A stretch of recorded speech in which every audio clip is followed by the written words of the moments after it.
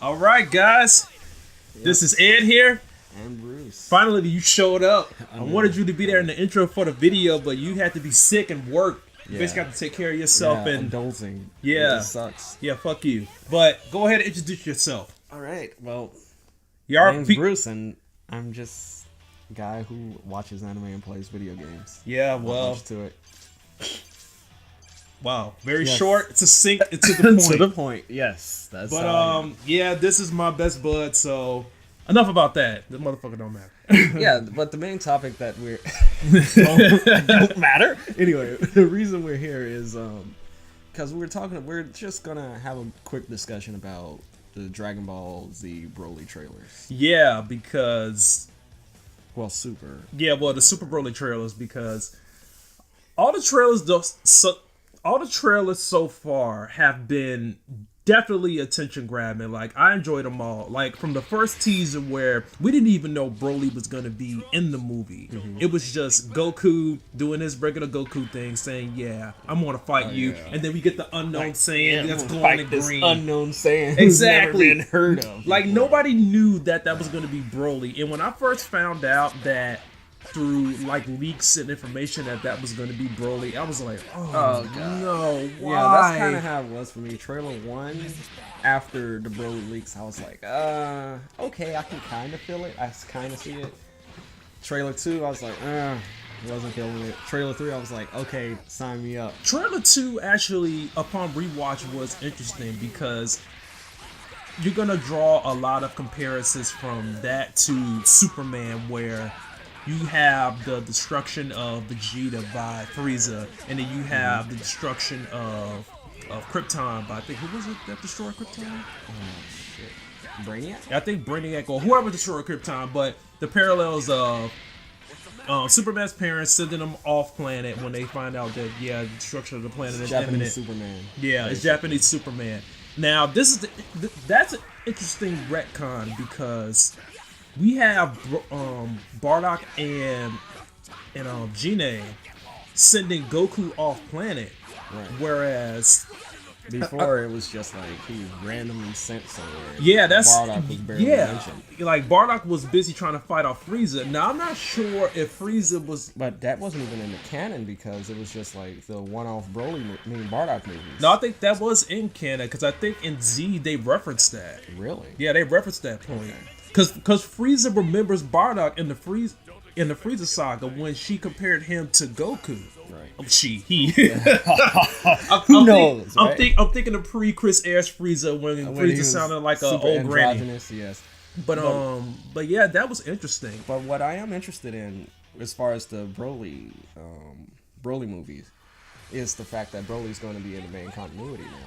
Yeah, and like, who would have thought Broly would be canon? Broly's canon now. I would have never thought that. The things I'm excited about is the new art style, and I really wish, this is wishful thinking, and I know it probably won't happen. Mm-hmm. I wish that art style would go into Super from now on. And I think it would, because from what I've heard, if this movie succeeds, and I think from the hype that is generated online, I think it will, that this has to go into a brand new arc for Super, and it would be even more interesting seeing how they fit Broly in there.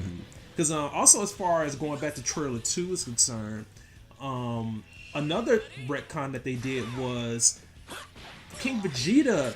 He didn't stab Broly. I'm not sure if they even are going to mention his power level. We gotta watch the movie to see that now. But I still think, because I don't think PR marketing, Mr. Paul marketing, fucked that up. I don't know, because I think from what I saw that he sent him away instead of trying to kill him.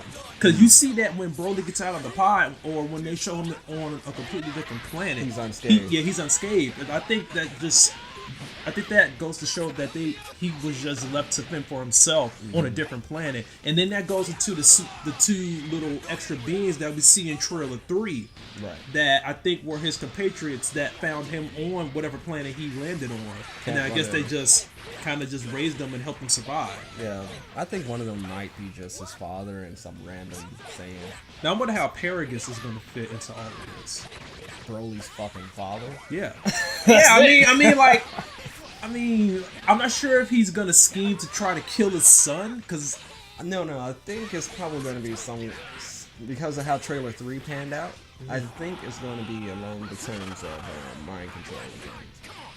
Because trailer 3 you had the lady saying he's not fighting on his own will and etc etc. And then in trailer 1 you had Paragus here, do it, bro, and then all the effects and music and everything. I don't know. I have to watch that again because I didn't catch that, but it would be interesting. Yeah, I catch the little dialogue snippets. I always listen to that. And speaking of dialogue snippets, another one that people were quick to point out as far as the movie was concerned was Goku saying, "Hey, you're not such a bad guy after all." Exactly. So it's like, yeah, exactly. I can see there's a little mind fuckery going on there. Yeah. Like, Broly might be part of the Z crew now because that the way Super, I know. Oh man, that right? would be interesting. That would be fucking because interesting. it's the Saiyan show now. Yeah, they gotta put more Saiyans in the Saiyan like show. seeing Broly. Sorry, the Earthlings are fucked. If Broly turned good, like that would be fucking interesting to see him as part of Super continuity, hanging out with the regular Z fighters. That would be fucking interesting. I would be really curious to see how that would turn out. Like, I don't know if he's gonna, like, the thing about it, that how they can make it work, they gotta ease them in there.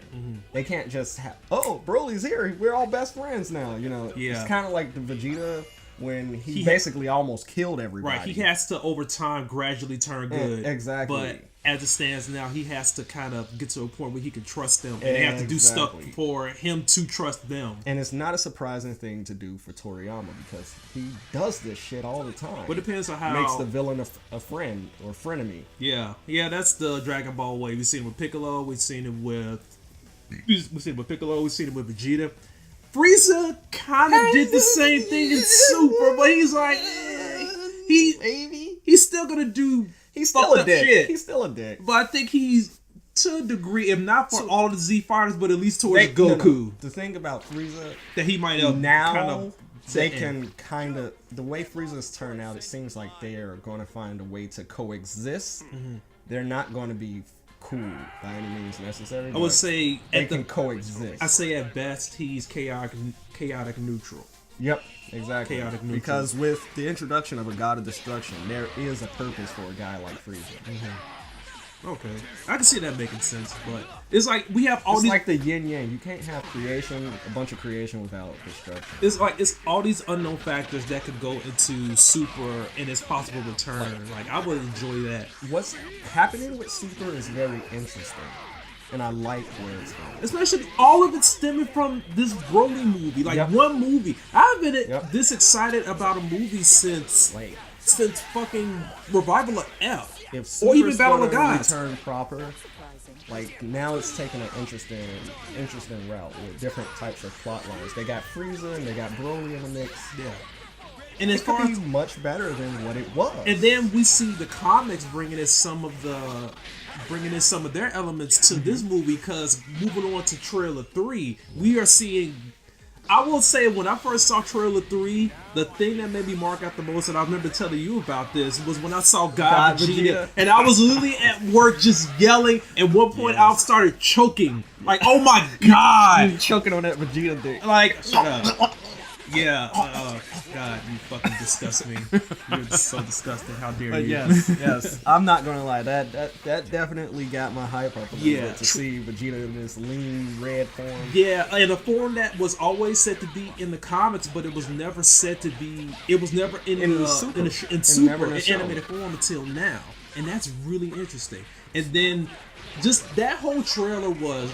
First we got the teaser, then we got the story, and now we got action. Yep. Like that action, all of that, everything from beginning to end. Even the little fight parts, they slowed down the fights to where it's not just like punch flashes. Yeah. Like that little fight snippet where Goku punched palmed the shockwave through Broly's chest. Like, oh my god. And just seeing like the animation, like I'm really digging this art style. Like the old school art style. I wish it would stick around. With the new school kind of like fluid animation. It's when I looked at a still shot of Broly in his like full-on Berserker Super Saiyan form, and I'm like, man, if I hadn't seen any footage of Broly, like if just say my memory was wiped and I didn't see any of the movies and I saw that, I would have sworn that was from that era, from a movie. Yep. So it's like old school meets new school. Yeah, I'm really digging this. I'm really liking the fact that they are going with this with this marriage of old school animation